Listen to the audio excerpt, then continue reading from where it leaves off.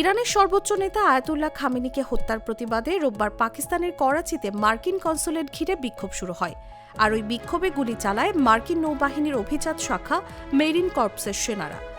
মঙ্গলবার এমনটিই দাবি করেছে ব্রিটিশ বার্তা সংস্থা রয়টার্স। বার্তা সংস্থাটি দুজন মার্কিন কর্মকর্তার বরাত দিয়ে জানায়, রোববার কনসুলেট এলাকায় বিক্ষোভকারীদের ওপর মেরিনদের গুলি চালানোর ঘটনা এটাই প্রথম। কর্মকর্তারা রয়টার্সকে বলেন, মেরিনদের ছোড়া গুলিতে কেউ নিহত বা আহত হয়েছে কিনা তা নিশ্চিতভাবে জানা যায়নি।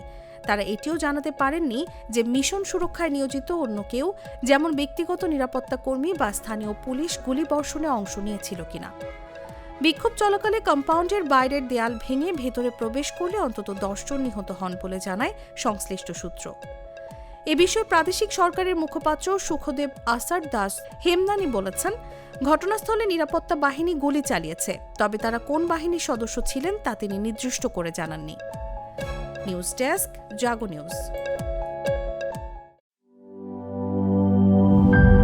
গ্লিটারের টুইন লেমন ও অ্যান্টিব্যাকটেরিয়াল ফর্মুলা বাসনকে চকচকে জীবাণুমুক্ত করে আমাদের দেয় গ্লিটার গ্যারান্টি।